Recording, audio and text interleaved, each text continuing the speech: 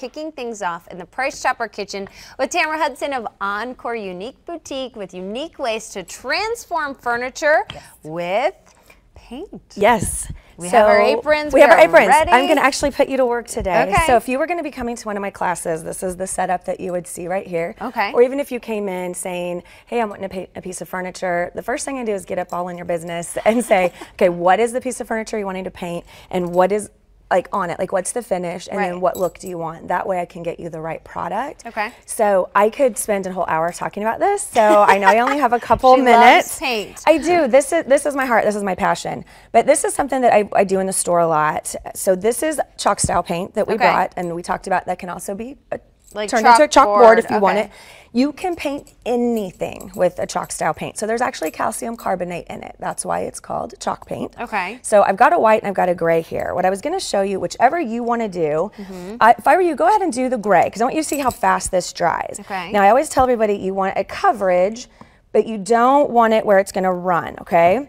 So this, if I were painting a piece that, let's say, no matter what the finish was, my first coat is going to be where I lay down that base. You don't want to go too thick because you don't want it to run. Now the first coat is probably going to be just a tiny bit see-through, okay? But on your second coat is where the magic happens. Now, are you using this chalk paint only if you want to use it for a chalkboard? No, this is on absolutely everything. Why? And then, like, why would you use this over just other paint? Because it's easy. It dries really fast. Within 20 minutes, you can get your second coat on. You can start a project in the morning and head off to brunch with it completely done. Ooh, okay. You can do all sorts of different finishes. You can either put waxes on there, light and dark wax, which I'll show you really quickly over here to give it that antique look. You can put a matte sealer on here if this is something that you were wanting to use. So that gives it kind of that factory finish. Yeah. And you can also do liming wax. So What's you're liming wax? Oh my gosh, that's what we're gonna do on this for you. I know, I'm so excited. So here is the cerusing wax. We'll just jump to that and I'll have you play. Move it on. See, we're gonna let that dry because you know, you gotta watch paint dry for a little bit. So if we had our cerusing wax open, I could show you this really quickly. So this is actually lime dust that is in here. So there's a couple different kinds. So you would end up putting this on here. Okay. And if you want to try that, go right ahead. And then we'll end up pulling a little bit of that off. That gives it this beautiful, I wasn't going to pull this up here, but finish like this. So it's going to give it a whitewashed feel over it, and then it's wax. So when that dries, you buff that up. It has a little bit of it's carnauba is what that is. It's carnauba. Okay. So the carnauba, it's a natural wax. So you do your surfboards if you're surfing with that. That's what gives it a protective coating, and that's also what gives it that little bit of shine. Yeah. But the best part about our chalk style paint, you do not have to put anything on it if you don't want to. So you can leave it just like this. It all depends on what you're doing. Okay. So if it was something you were going to, like a kitchen table, I wouldn't leave it, or my kitchen cabinets. I'd want to put something on it for this reason. It's porous, so it could stain if I came over to your house and we had spaghetti or we were drinking red wine. So the other finish, which this one's going to smell a little bit too. So this is our clear and our light wax.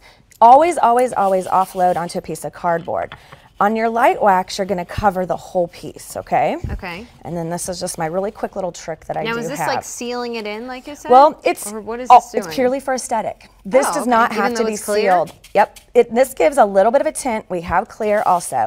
But what the dark wax does is then you come in and you highlight to get that antique finish on here. Now I'm rushing, so I apologize. But it's amazing how much it transforms. Right now, people are afraid of this because of how dark it is. Yeah, so let's say I accidentally put a little too much on there. Now that's not so pretty, right? No. Here's the best part. Because I put my light wax on there, I can come in here and take all of that right back off. So you don't, now I got a little crazy on that one, but see how the light here, where it's pulling off that dark? So don't be afraid to play. So think about your light wax is going to antique it a little bit. The dark wax is going to give it those highlights and give it that depth. So it's all about not just slapping on a coat of paint. It's about giving it depth, dimension. You can paint anything. The pillow that we have over there, that is done with this chalk style paint.